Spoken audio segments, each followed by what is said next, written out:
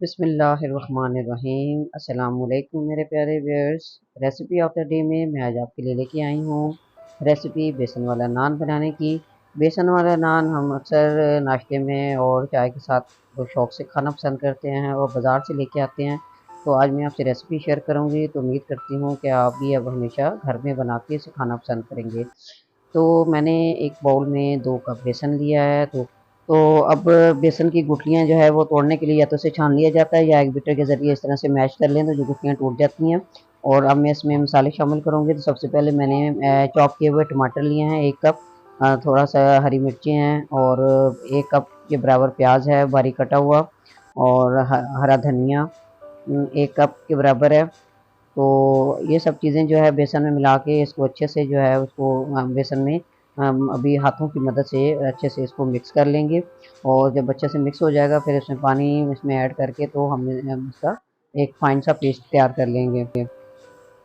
और अब मैं इसमें शामिल करूँगी मसालों मैंने सबसे पहले लिया है कुटी लाल मिर्च, रेड चिली फ्लेक्स।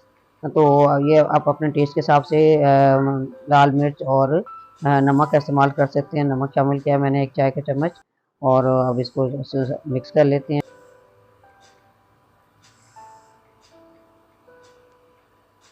और अब मैं इसमें शामिल कर रही हूँ गरम मसाला आधा चाय का चम्मच और धनिया पाउडर आधा चाय का चम्मच। दोनों मसाले इसमें शामिल करके और इसको अच्छे से इसको मिक्स कर लेते हैं। बेसन की मिकदार आपने कितने नान आपने बना तैयार करने हैं उसके हिसाब से रखी जाती है। तो मैं यहाँ तकरीबन टोटल 7 नान होंगे जो फ्राई करूँगी। तो आप अपने हिसाब से बेसन की मिकदार कम या ज़्यादा रखी जा सकती है। तो जी मैं बेसन तो अब बारी आती है नान फ्राई करने की। तो मैंने एक पैन में तकरीबन 2 कप ऑयल है वो फ्राई करने के लिए वो ले लिया है।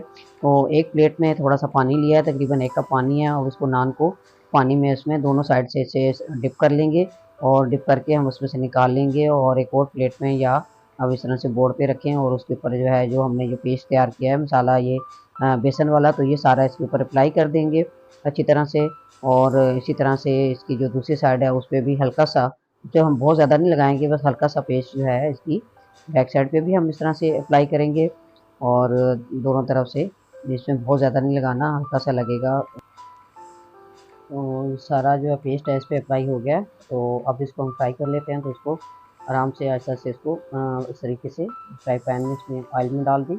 तो ऑयल इतना ज़्यादा नहीं होना चाहिए कि इसमें इसको डिप नहीं करना, तो ये एक साइड इसकी जो है वो उसमें ज़रूर इसमें डिप हो जानी चाहिए।